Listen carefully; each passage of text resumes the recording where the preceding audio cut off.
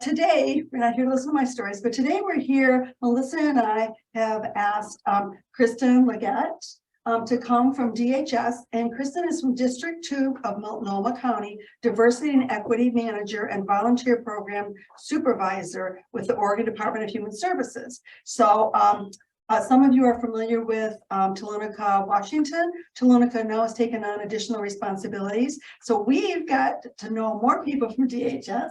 We have 3 of them here today, and I'm going to let them introduce themselves.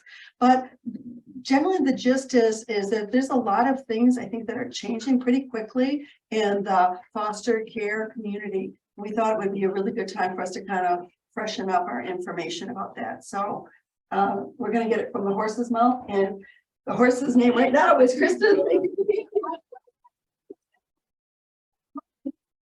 Thank you. I hope I get the best pedigree today. So hi everyone, my name is Kristen Leggett, and I have with me 2 other people that you might recognize. First I have Beth. Beth is our volunteer coordinator.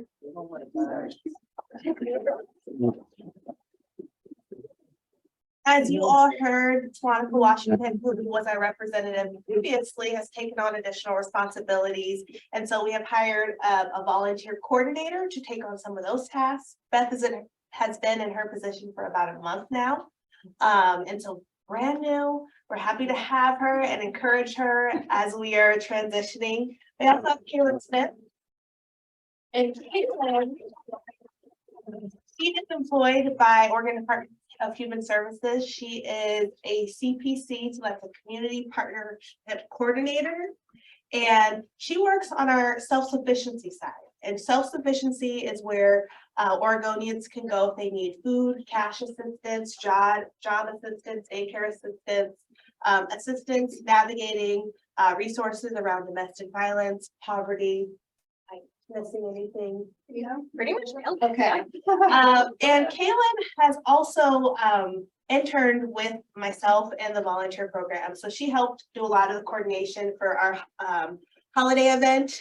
She managed the registration and coordination, and really was influential in communicating with Melissa and Sandy.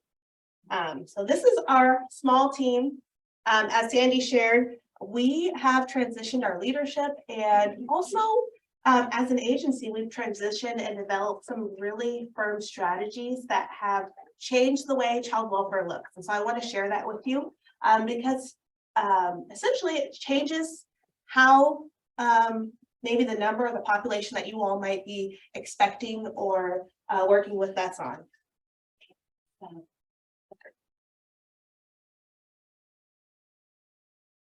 All right, so I'm going to do like a child welfare 101 with you all. I'm going to walk you through kind of big high-level child welfare ideas. Then we're going to look at what Oregon's doing. And we're going to look at my district specifically, which is Multnomah County, and then our volunteer program. So that's kind of how we will get there. And I see in the chat, my last name is Leggett, L-E-G-E-T-T-E. So child welfare 101. Child welfare is a continuum of services. A lot of people, when they hear child welfare, they think of child protective services, the people that are investigating abuse. And that does make up a large part of our system, but it's a continuum. So I'm going to kind of go into detail about the continuum, but all of our services and supports are geared towards child safety and providing families with the necessary resources and support to parent their children successfully.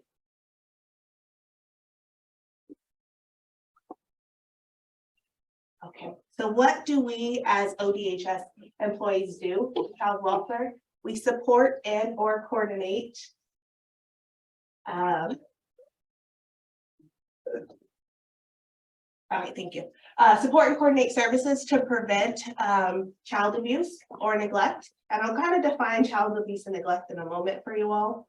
We provide services to families that need help protecting their children or caring for their children. We receive and investigate reports of child abuse, neglect. We make assessments on child safety. We also assess for what families might need to be successful. And this is especially important when we are navigating things like neglect. because we can assist and support families that are navigating poverty or navigating mental health crisis or navigating concerns of sex abuse. We can support them in that. We also make arrangements for children to live with relatives, or kin is what we like to call it, if they're not able to safely be in their home. We certify and coordinate foster families to be a support if being with relatives is not an option as well. Primarily, we focus on the well-being of children. And so when we look at well-being, it's not just their physical safety, it's their emotional safety, it's their ability to show up to school and be able to learn. It's the ability for them to participate in after-school programs, to see a life forward outside of being abused or neglected, to help them navigate college or vocational programs or living on their own. We focus on their well-being. And then we work with children, youth, and families to achieve overall family reunification. And that is kind of what we do on the permanency end of things.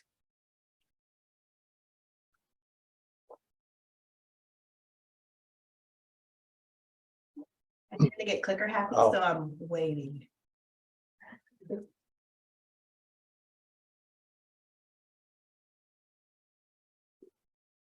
Thank you. So I mentioned the continuum of child welfare. We start with prevention. Prevention is going into the communities. It is getting the right supports in schools. It is talking to our medical providers to make sure that they are communicating what resources are available to families to prevent instances of neglect, to provide the right mental health support to families early on so we can kind of navigate their mental health crisis. So prevention is really key, and you'll hear it a little bit that our focus has been on prevention recently, and we see a reflection in some of our outcomes with that.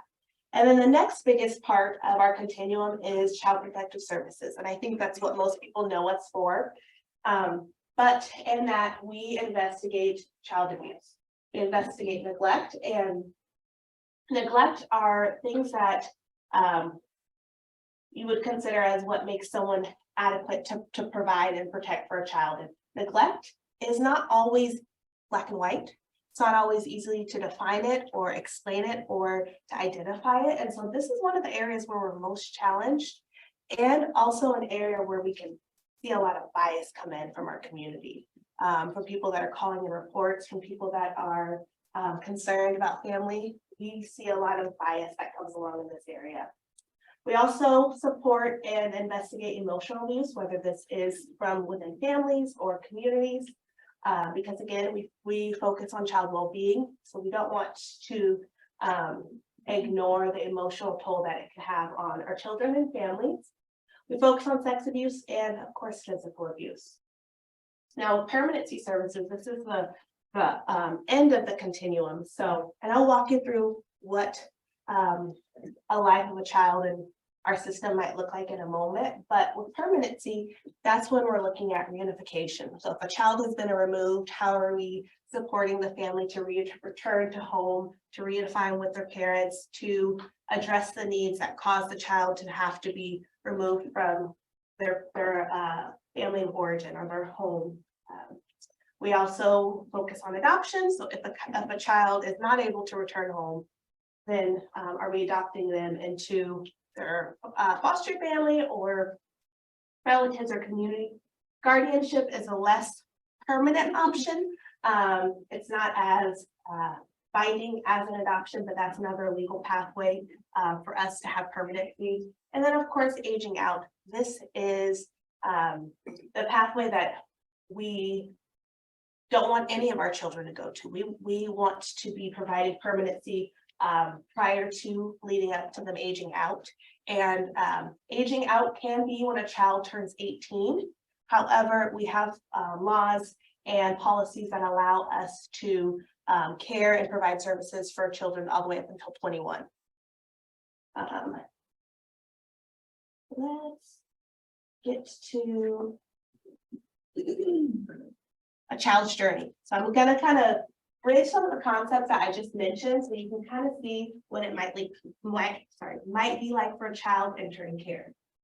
So it starts off with a family or child coming to our attention. Well, actually, it starts before then, because any one of you in this room are likely mandatory reporters. So if you see or witness abuse in the community, you might pick up the phone and call and report. That report, the information you're shared, goes to our hotline, and then we on the child welfare end receive reports. And then we're tasked to review the report and go out and investigate. So oftentimes families come to our attention because of illness, substance use, mental health crisis, domestic violence, a wide variety. Some families are displaced because they are not able to be safely in their own country, so they're refugees. We have a number of reasons why children come to our attention. And based on the information that's received in that report, we may or may not investigate. Some things don't screen out, so it's just information that's being reported. It doesn't mean that we're always going to follow up and go out and investigate. But if we do, we'll go out, we'll talk to what we call collaterals. So that might be schools, that might be neighbors, that might be doctors, it might be mental health therapists, it might be you all, the person that made the report, to get information so that we can assess. We're also talking with the child, with the family, with anyone that might give us additional information so we can make good safety assessment. We're looking for, okay, skipped ahead. Okay, we are looking for information that is going to substantiate or provide information otherwise on the report. So if the report is substantiated, then the child welfare worker opens the case up for services. And that might look like we're talking to the family and saying, hey, we see that you need more support. How can we work with you? Or it might look like us going to court and saying, hey, judge, we think this family has to be involved. We have to be in this family's life in order to maintain the safety of the child. So we then go to court. Sometimes that could result in us developing what we call a safety plan. And the safety plans, those usually apply to children that we want to continue to keep them in the home. It's not, the home is not unsafe enough where removal is required, but maybe if we put some supports in there, maybe if we get them connected to the community, maybe if we help them connect with relatives, so they have more supervision at home, that could be a successful plan. So that's what we call a safety plan. If we're not able to have a safety plan or develop a way to keep the child, ensure that we can keep the child safe in that home, then we look to out-of-home services. So that is when the child might be placed with a relative, might be placed with a close friend or foster care. Very rarely do we have to go the option of group facility or, as I was talking to Sandy, temporary lodging is something that is being utilized. Temporary lodging is when a child we can't find a home for that child. They will essentially stay in a hotel being supervised by at least 2 or 3 staff on rotation. And these children tend to have higher needs. They might have more trauma, so they might have trauma responses and need more support in their placement. So that is a possibility that children go to hotels. It's not our ideal option. It's not our preferred option, but I just want you all to kind of get a sense of what happens to children in our system when they're involved with us. Let's see, that one.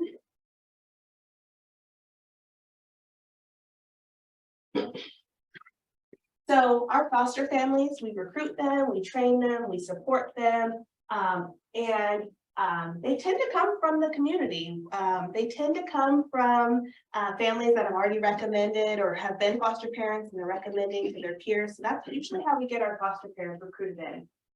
Foster care is geared to be temporary. We don't expect all of our children to be at a home long-term. Ideally, we are returning children to their relatives or their homes of origins and utilizing foster care less and less.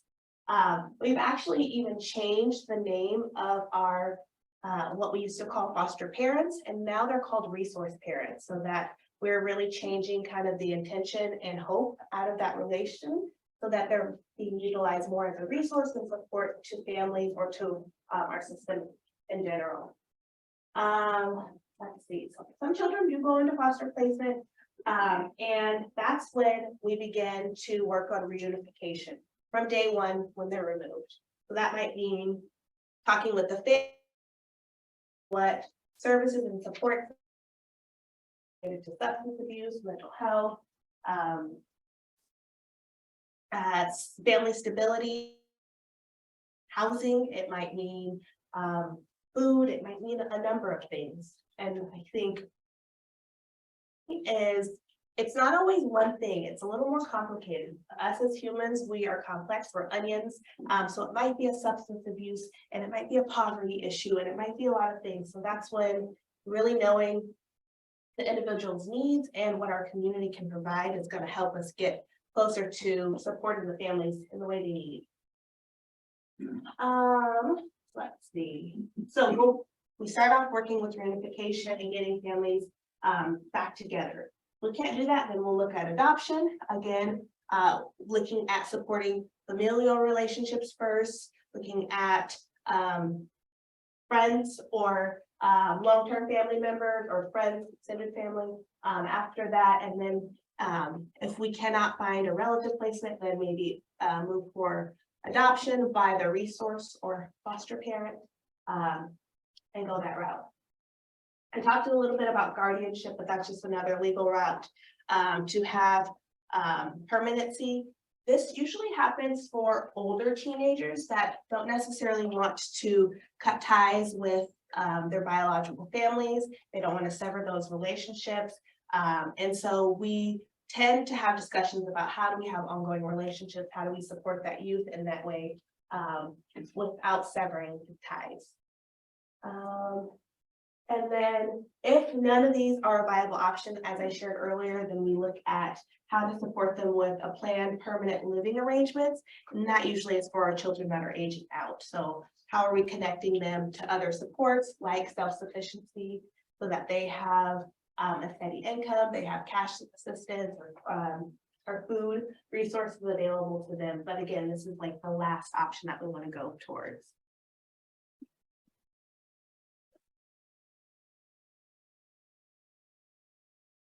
Okay. Share with you a story just so that you can begin to visualize and see how the life of a child might look through the lens of a child. And so this is just an example. It's shared through a bedtime story. So I want you all to listen, and then we might talk about it after.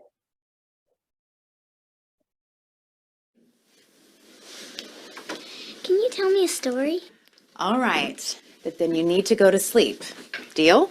Deal. Pinky swear? All right, let's see. Well, once upon a time, in a magical land far away, there was a kingdom in turmoil.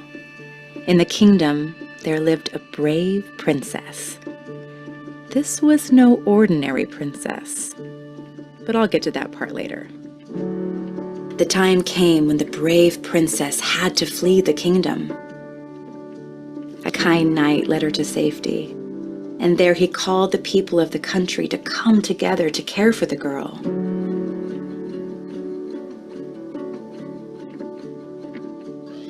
Hey, are you ready? It's gonna be great. I mean, did you see the horses when we came in? Right there. Brave princess to the countryside, where he left her in the care of some simple farmers. At first, they seemed strange. But soon the princess discovered they had magical powers to build great castles and had great magical feasts that would help her grow strong.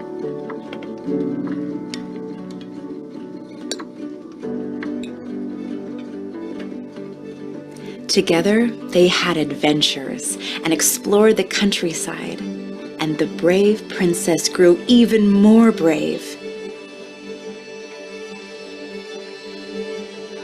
She's pretty sweet, huh? You did a great job. You did a great job. Before long, the family discovered that this princess had magical powers of her own, and their little farmhouse was filled with magic because of it.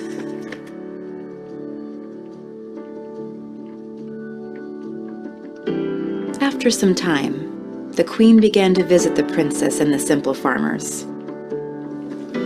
Oh, I get a hug. Oh my gosh, look at you. You got so big. Has this lady been nice to you? They spent many good hours together. The kingdom was in repair, but was not yet ready for the brave princess to return home.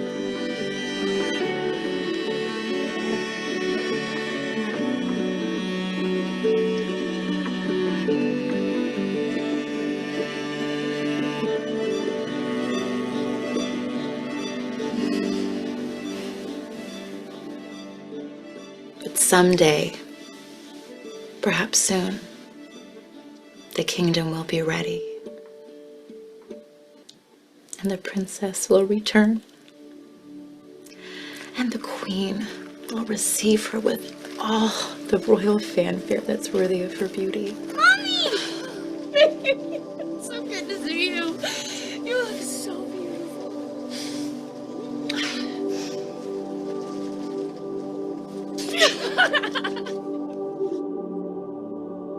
And the simple farmer family, they will miss the princess very, very much.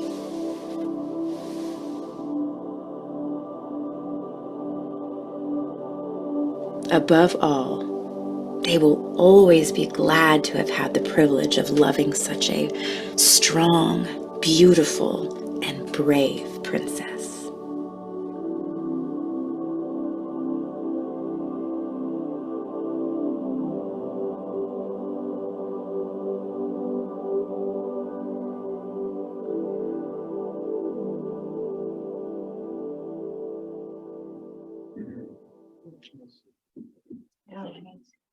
I know there's a lot to unpack in that. So I want to pause and see if you all have any questions or comments to make.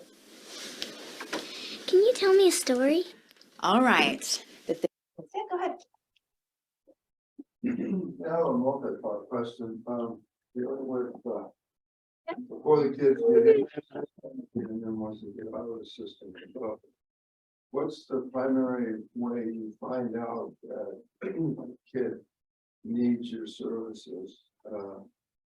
And you talked about Then you need to go to sleep. at-risk families. How do you find out about at-risk families before they become at-risk?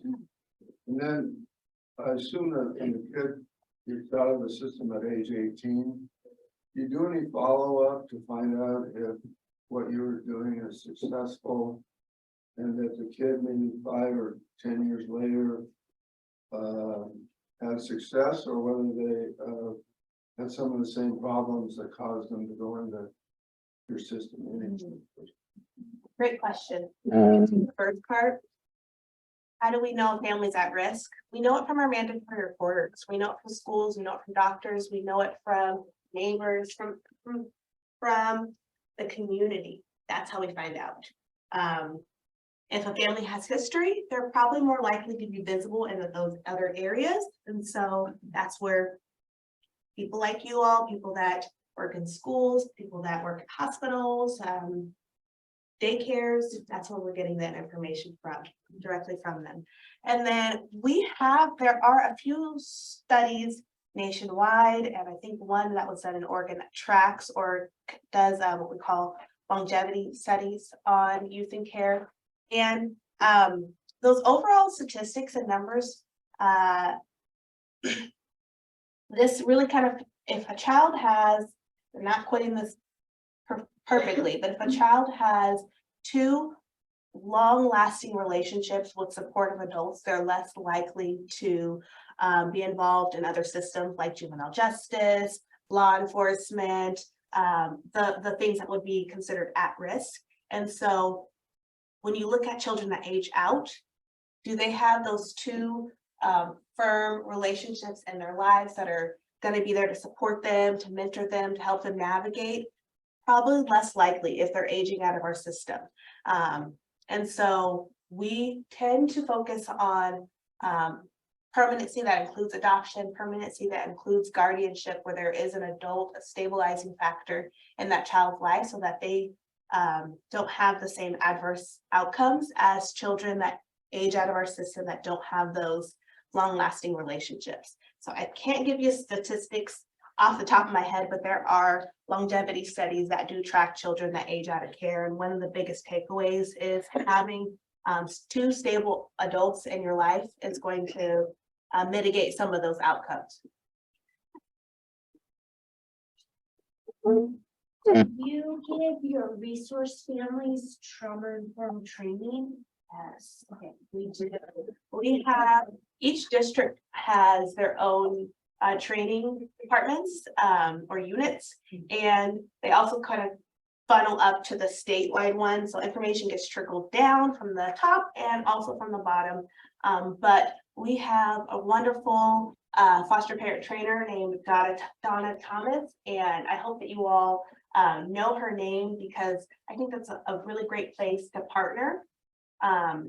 Because she trains our foster parents and supports them along the way, and you all provide resources and supports and activities for our foster parents. I think that's a great partnership.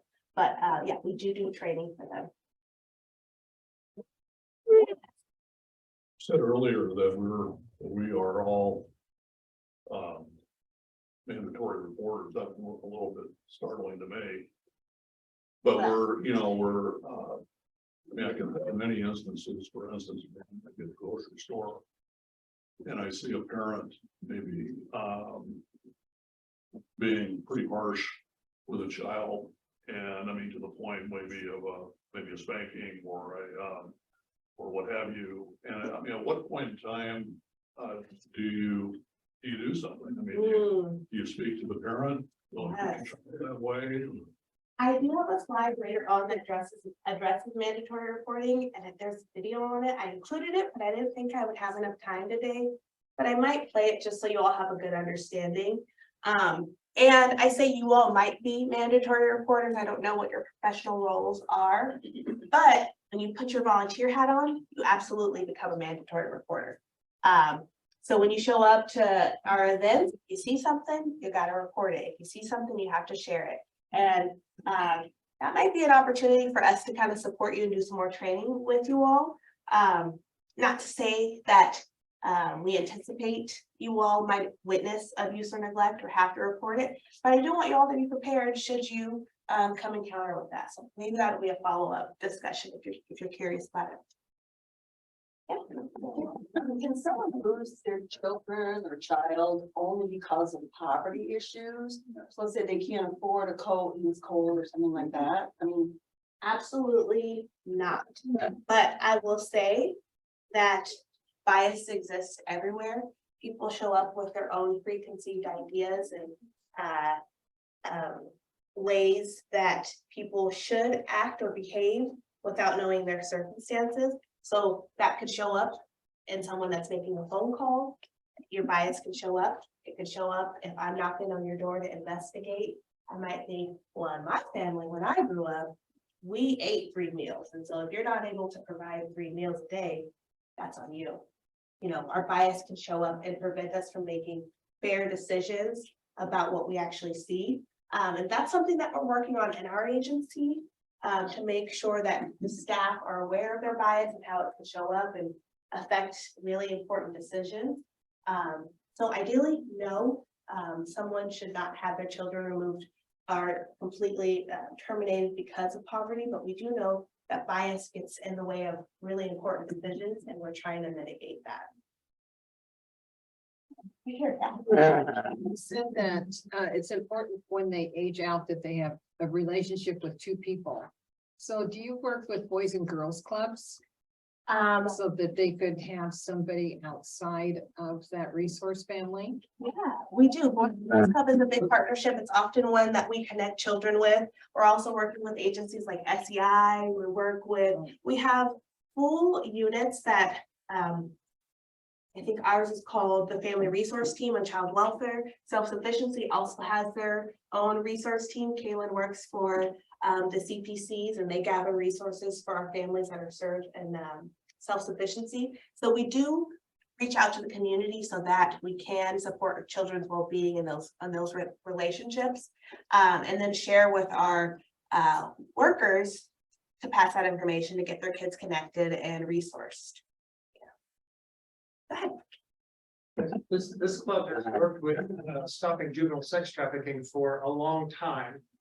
And we've had conversations with you folks from time to time about including a unit of that in the foster parents training, because the statistics show that foster kids tend to be more vulnerable to that.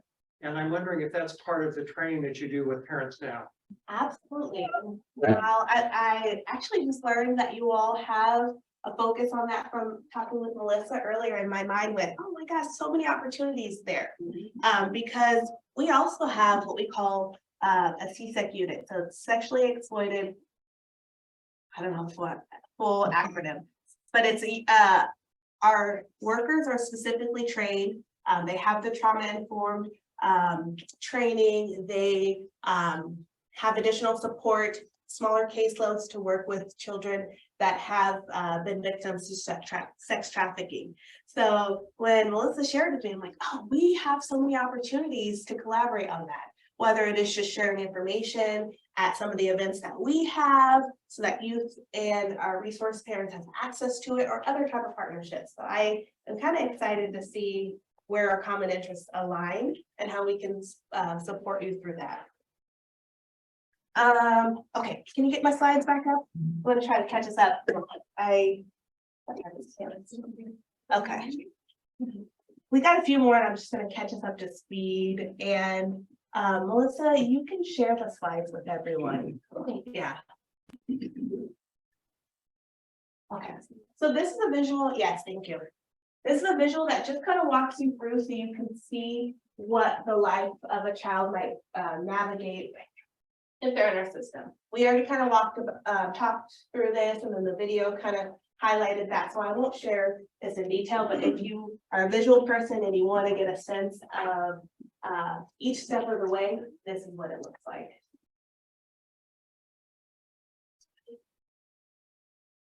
So I want to talk to you about the changes in the strategy that has gone into our agency that has shifted some of our outcomes and our numbers. And this is our vision for transformation.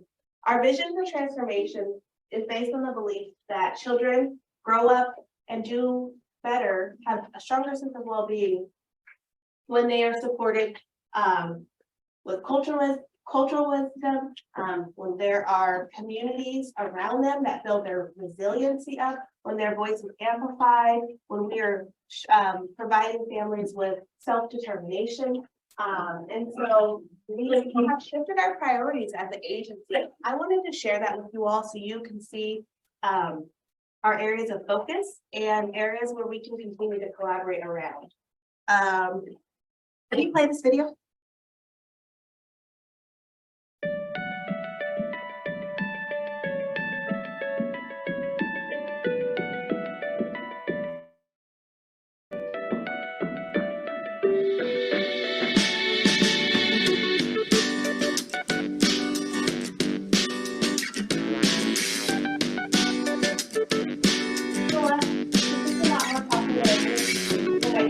Reading it. I'll just summarize it on the next couple slides for you.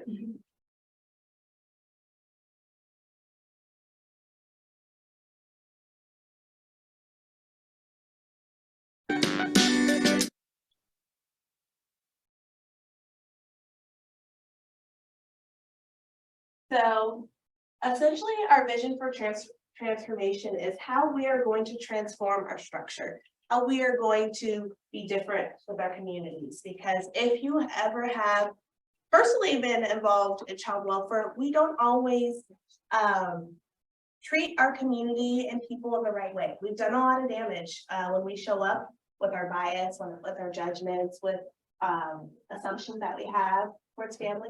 We also do a lot of good, and I don't want to ignore that. But we have restructured our agency so that we can better support the community and families. So this is our vision for transformation. It has 3 principles. And we're going to walk through those briefly. The first is supporting families and promoting prevention. So prevention is going to be our primary focus. We also want to enhance our staff and infrastructure within. So looking at how we support, how we staff our units, how we navigate, what guidance are we giving, what trainings are we providing internally. And then the last one is enhancing the structure of our systems using data to inform our practice. I'm going to go over these briefly because I know I'm already over time with you all, but for the first guiding principle, some of the outcomes that we're hoping to get is more equitable outcomes for our children of color. So we have an issue called disproportionality within child welfare. Disproportionality is when we see higher rates of Black, Brown, Indigenous children coming into our care. They stay longer, they have more adverse outcomes, they're less likely to reunify, more likely to age out. And so we have some specific initiatives addressed for children of color and how they are received and taken care of while they're involved in our system. We want to have fewer children in our foster care system. That is the end goal, is to kind of work ourselves out of a job. We want to have safer and more stable placements. So that does mean we're looking at our foster care resource parents for safety as well. We want to have stronger tribal relationships, more cross-system collaboration, more rates of neglect. These are kind of the outcomes that we have under this guiding principle. Guiding principle number 2 is our staff and infrastructure. So that means we want to have consistent leadership within. We want to be transparent about our processes, our policies. We want to be goal and team oriented. We want to have less vacancies. So we need to do better at hiring and retaining our staff, reducing our caseloads, increasing morale. These are all some of the internal things we're trying to do within or already doing within. And then the last one is using data to shape our practices, having our reports align with some of our metrics and outcomes that we're tracking, using dashboards, having continuous quality improvement teams that look at practice and outcomes regularly. So I want to quickly take you to our district because we are the largest district in Oregon, and so a lot of what we do in Multnomah County reflects back up to the state.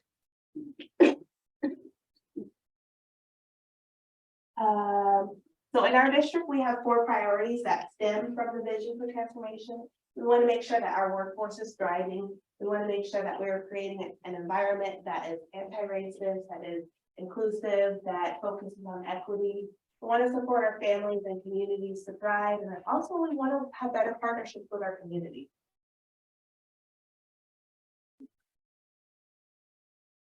So here are some numbers. You'll see this in the list, or this is a breakdown of our certified foster homes from 2011 to 2021. A 10-year difference. And you can see the regular certification are people that come to us and they are wanting to be foster parents. So we have certified less homes in the past 10 years, roughly. Special certifications, those might be more like relative or special circumstances like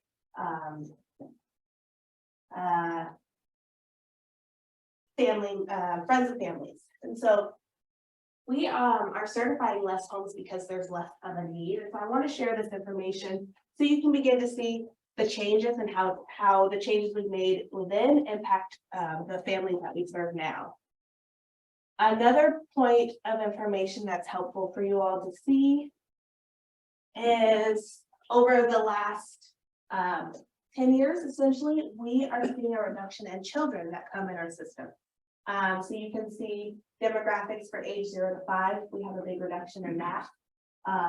Our biggest age groups that we're serving, and this is pretty consistently, is the 0 to 5 and the 13 and up. So if you all are thinking about how to support our agency, you might want to focus on our younger babies and our older kids.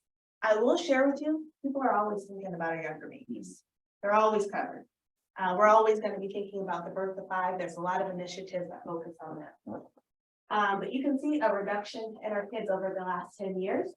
And this is because of our efforts for prevention. It is because of the efforts that I've kind of outlined in our vision for transformation. And one other one I want to show you. So this is as of February 2nd or 22nd, last week. And these are the children that are in foster care. Pretty low for District 2. We have under 1,000 children, and this is new to us that we are seeing a great reduction. And then if you compare that to the state, you know, it's about what is it? 20. Oh, thank you, Matt. 20%. So again, what you see in our district often reflects up because we're the biggest district in the state. And then I think this one might be hard for you to see, but from 2021 through 2022, there was a reduction in like youth, 219 youth in our care from just within a year. And then children that are in home was about 111. So about 300 children less that we're serving a year. And that's something to be really proud of, that we are actually doing what we are achieving. We're keeping kids safe when they can be in their home, and when they're not, we are finding good options for them, but we're seeing a reduction in the numbers.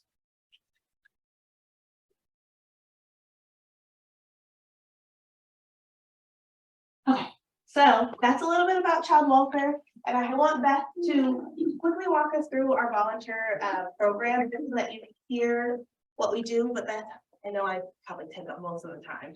Oh, I'm sorry. I'm sorry.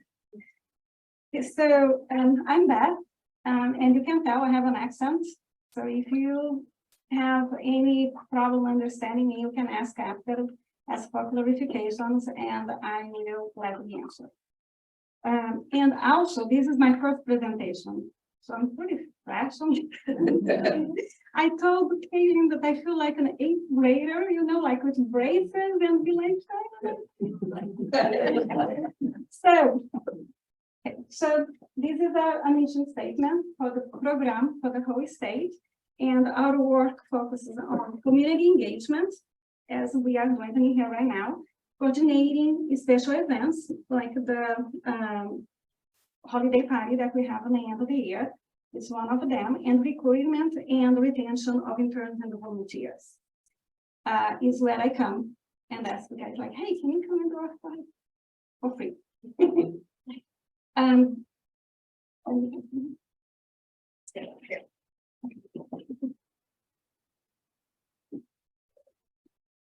And we offer a broad of volunteer opportunities. The goal of our program is to support the Department of Human Services goals and objectives, right? So the department has its own goals and services, and our goal it is to support those goals.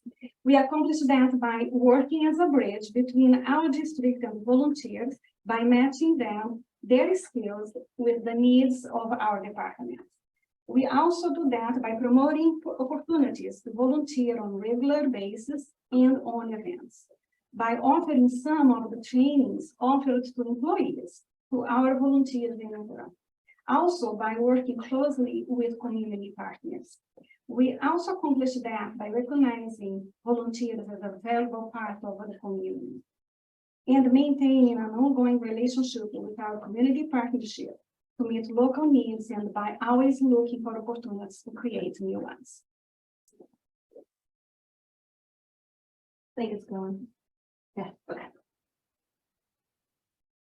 And this is the overview of the services. Some of them are very self-explanatory, right? Like locating resources, supporting the training for clients, family advocacy, tutoring and interpreting, activities for clients, childcare, education, and recreation for children, office assistance, and mentoring. And we also have the seasonal programs, and we have the transporting clients, right? Because we need sometimes to transport the children to and from school or to and from appointments. And our seasonal programs are the annual Walk Park Resort Family Events.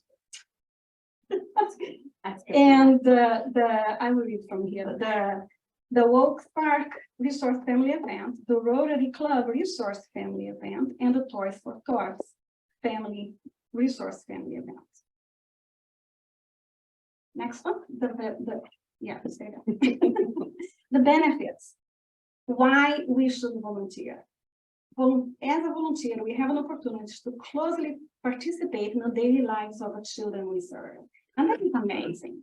You know, we can make a change in someone's life. It's so good, like you volunteer, you help someone, and at the end of the day, you know you made a difference. It also helps to keep our program within its budget without sacrificing the care we provide. Volunteer gives the satisfaction of making a difference in someone's life, like I said, and is a great way to work. It's a great way to work experience for students. I don't know. Let's say again. It's a great way to acquire experience for the students and the persons who hasn't worked for a while. It's also an opportunity to check if social services is a field of a person may want to pursue. You guys, you were in high school, right? So you can like volunteer a couple hours and see how things work inside of our agency, right? And see if that is a field you want to pursue. Way cheaper than go through 5 years of college and find out. Yes. Not my field. A volunteer decides how many hours they want to work and the days they want to work. And the most valuable it is, again, the difference a volunteer can make in someone's life. I'm sure that after I finish, everyone is going to volunteer, right? So the process overview. So, you know, you go online and you apply. I received the application, the notification that someone applied, and I review the application to see what is the person's skills and where the person wants to volunteer. And I get in contact with the manager from that specific area to notify that we have a volunteer. The manager contacts the candidate and have an interview. And once they see that, you know, the volunteer wants to volunteer there, the manager sees that, really great, you are a good fit. Then the next part is where I'm going to gather documents and start the process of hiring a person that's going to work for me. So the process is when we have the background checked, we have the references checked, and once everything comes back and is approved, the volunteer information is entered to the personnel database, so the volunteer can go and have the trainings online. And it's amazing because many of the trainings they have is the same trainings that we have. The volunteer, and the volunteer after that, it is responsible to record and report the hours that they volunteer. The great part is many of you are business people, right? So you know that if you volunteer, you can deduct that from your taxes. The mileage you use, you can deduct from your taxes. So that's volunteer. Yeah. Yes. Background check. It is background check is only done after the volunteer placement is determined. It is all done electronically. It's very confidential. If someone does not get approved, I will not know why. I will just know that it was not approved. And the volunteer will only need to be fingerprinted if lived outside of Oregon for more than 2 months in the last 5 years, if has a criminal history in another state, if has a driver's license that is out of Oregon state, and because we will be volunteer with the child welfare is required by the National and Community Service Act of 1990 to be fingerprinted. CJ. Beth, you just got the eyes that we are running up on time. Just to clarify, if you want to do individual volunteering with us, then you have to go through this whole process. But if you are volunteering as you would for the Rotary Club as a collective or a group, and we're there, you don't have to go through this process. But we hope that you all take the additional step and do some individual volunteering with us as well. I want to get right to the needs page because I know we are. Yes, at the time. mandatory report. Oh, mandatory report. Yes, still. What? I'm gonna have to send it out. If you just Okay, wanna throw it yes. out there. That we'll throw out there, and Yes. then this slide. We want to talk about our needs. Mandatory reporting of child Our abuse. needs. A few things that we, Our needs is very important. yes. Kids need shoes, they need clothes, they need toiletries, they need a welcome kit that might have pajamas or, I don't know how to do that one. Okay. That might have pajamas, coloring books, things that will get them through their first night. They need educational opportunities and time with siblings and time with relatives, transportation. We need to support our self-sufficiency families. We have a huge new refugee community that are brand new to this country that need support. Winter clothes. The options are kind of endless, and I'm just excited that we have the partnership that we can share with you, maybe our ongoing needs and gaps, to see how we can connect and what our common interests are. So that is all we have to share. Thank you so much for giving us extra time today. Thank you. Thank you so much for your presentation.